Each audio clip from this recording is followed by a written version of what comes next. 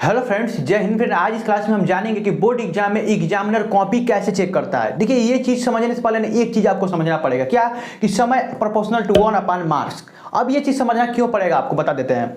अगर जो एग्जामिनर है आपकी कॉपी चेक करने में अधिक समय लगा रहा है, अगर आपका कॉपी एग्जामिनर चेक करने में अधिक समय लगा रहा है ना, तो अंक कम देगा। ठीक है, मतलब समय अधिक लगा रहा है तो अंक कम देगा। ठीक है, और समय कम लगा रहा है तो अंक अधिक देगा। ये चीज आपको समझना पड़ेगा। कहने का मतलब ये है कि अगर कॉपी अच्छे से लिखे होंगे कॉपी तो कम समय लगेगा कॉपी चेक करने में, तो अधिक अंक देगा।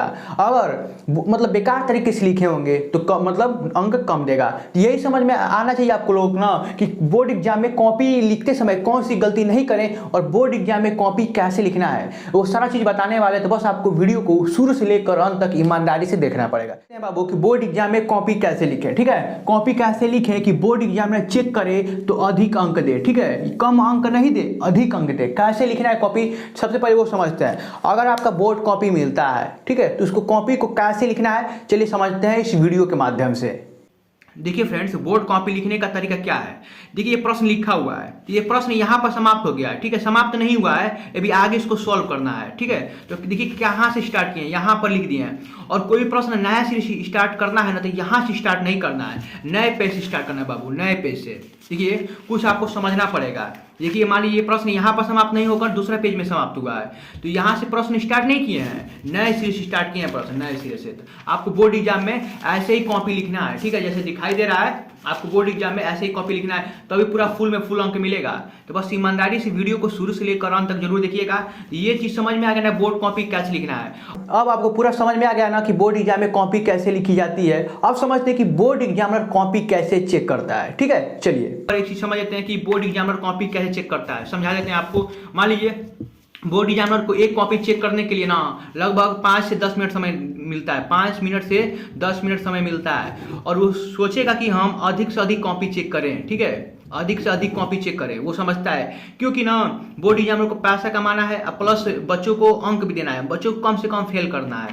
तो यहाँ आप समझिए, मान लीजिए पेपर है, इस पेपर का हमको इस मतलब कॉपी में उत्तर देना है। तो देखिए प्रश्न बार वो देखता नहीं है बार बार प्रश्न को। ठीक है, उसको रट लेते मतलब आंसर शीट दिया रहता है, ये पेपर नहीं रहता है, आंसर शीट रहता है, भी सिर्फ मिलाकर आंसर देखकर कॉपी चेक करता रहता है। देखिए स्टेप वाइज एक अंक मिलता है इसमें, स्टेप नंबर मतलब समझा देते हैं कैसे मिलता है, स्टेप अंक कैसे मिलता है आपको बता देते हैं। मान लीजिए ये प्रश्न यहाँ तक आप सही लिखे हैं ना, यहाँ तक, तो यहाँ तक आपको अंक मिलेगा, बल्कि यहाँ से यहाँ गलत लिखे हैं तो इसके भी आधा अंक मिलता है। तो समझ में आ गया ना बोर्ड एग्जामिनर कॉपी कैसे चेक करता है।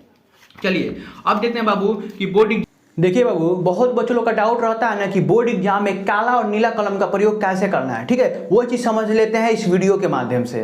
बोर्ड एग्जाम में काला और नीला कलम का प्रयोग कैसे कहाँ करना है बाबू जान लीजिए। मान लीजिए प्रश्न उतारे, द्विघात में करिए प्रश्न उतारे, तो ब्लैक कलम का जो भी हेडिंग आए, हेडिंग देखिए यहाँ पर लिखा हुआ है। मान लीजिए हिंदी का पेपर है, देखिए ये हेडिंग है, यहाँ पर जो भी चीज गांव का नाम मेन टॉपिक आ गया, जहां वहां ब्लैक कलम का कम से कम प्रयोग करना है और ब्लू कलम का अधिक से अधिक प्रयोग करना है। बाबू समझ में आ गया ना, ब्लैक और बोर्ड एग्जाम में काला और नीला कलम का प्रयोग कैसे करना है। जो भी चीज अधिक लिखना है, जो भी चीज जैसे मेन टॉपिक नहीं आ जाता है कि हाँ ये मेन है, इसको ब्लैक कलम से लिख दीजिएगा। समझ में आ गया बाबू ना।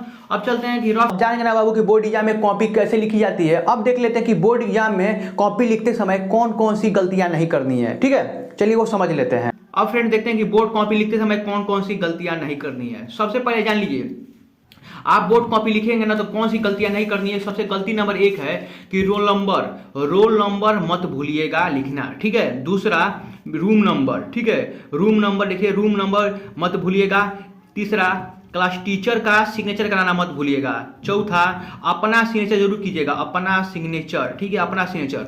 अब प्लस जो होता है ना, एक आता है मतलब प्रेजेंटी और ऑब्सेंटी भरने के लिए आता है, वो भरिएगा। प्रेजेंटी भरना जरूरी है। ठीक है, क्योंकि बोर्ड कॉपी इसी से पता चलता है कि आप पेपर दिए हैं कि नहीं दिए हैं। तो ये चीज देखिए ईमानदारी से जो भी चीज भरना है। और पेपर का कोड फ्रेंड्स, पेपर का कोड, जैसे पेपर का कोड बता देते हैं आपको। मान लीजिए पेपर है, तो ये पेपर का कोड है ना, जैसे 824EL है ना, वो बोर्ड कॉपी में भरिएगा जरूर। ठीक है, ये नहीं भरेंगे तो पता नहीं चलेगा कि आप किस प्रश्न का, किस पेपर का उत्तर दिए। मतलब 7 पेपर बनता है आपके बोर्ड एग्जाम में। तो समझ में आ रहा है ना बाबू।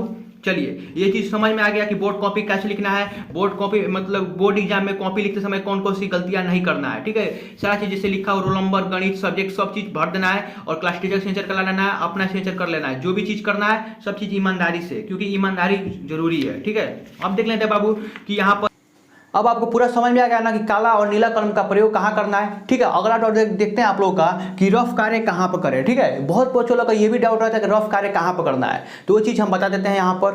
रफ कार्य कहाँ करें, अब देखिए मान लीजिए ये मैथ का पेपर है, चाहे ना तो आप रफ कार्य इधर साइड में ऐसे चीना खाच के हाशिया यहाँ पर रफ कार्य करके यहाँ पर साइड में रफ कार्य कर सकते हैं। चाहे तो पीछे आपको इसे जगह मिलता है, पीछे एक पेज छोड़ दीजिएगा पीछे और वहाँ पर 2 पेज में रफ कार्य करिएगा। समझ में आ गया, बोर्ड एग्जाम में अंक नहीं काटता है।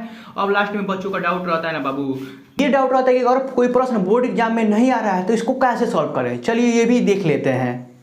अब बच्चों लोग का डाउट रहता है कि कॉपी जैसे बोर्ड एग्जाम में कोई प्रश्न नहीं आया तो कैसे लिखना है। जैसे आप कोई प्रश्न नहीं आ रहा है, मान लीजिए गणित का कोई प्रश्न, ये प्रश्न नहीं आ रहा है, तो आप प्रश्न को थोड़ा बहुत उतार के सूत्र लगा के छोड़ दीजिएगा, क्योंकि 1 अंक उसके लिए मिल जाएगा। अगर 5 अंक का प्रश्न है तो 1 अंक दे देगा बोर्ड एग्जाम में। समझ में आ रहा है ना, तो कोई प्रश्न को छोड़ना नहीं है, आधा सॉल्व करना है तो करना है, और जैसे जितना भी है उस प्रश्न को करना ही करना है, छोड़ना नहीं है। देखिए यही नियम है। ये चीज़ समझ में पूरा आ गया तो वीडियो को लाइक और चैनल को सब्सक्राइब कर दीजिएगा, सब चीज़ फ्री में होता है। मिलती है फ्रेंड्स, आपको पूरा समझ में आ गया, कोई भी डाउट है आपके मन में तो नीचे कमेंट बॉक्स है, वहां जाकर पूछ सकते हैं बाबू। तो मिलते हैं अगले वीडियो में, तब तक के लिए जय हिंद, जय भारत।